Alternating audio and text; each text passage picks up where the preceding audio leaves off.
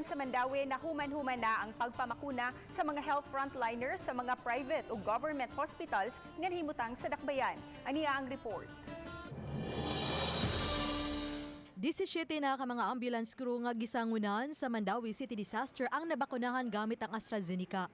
Hinon mato di Badi Alain Ibanez pangu sa City Disaster Risk Reduction and Management Office nga dunay tulong nga wa pa mabakunahan.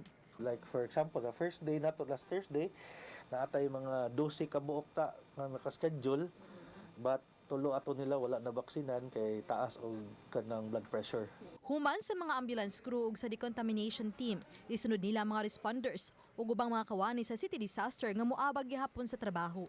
Tinguha ang mabakunahan ang tanang staff sa City Disaster nga moabot sa 130 kay sila man ang tanang moresponde kun adunay mga alarma.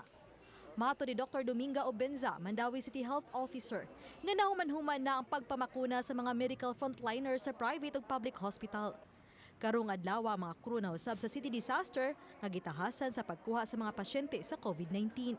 Mato ni Konsehal ni Risa Sun, ang chair sa Council sa Committee on Health, nga may gandams lang listahan nga matawagan kung dunay mosibog nga magpabakuna. Mao'y nagkuhan sa atong COVID no, nga operations o ang DRRM. So mauna ang ato ang matagaan sa bakuna. So doon na natay gihimo nga substitute master list. So tawago na to sila nga pwede ba mo moari kay dunay marawag kuwang ang amo matagaan.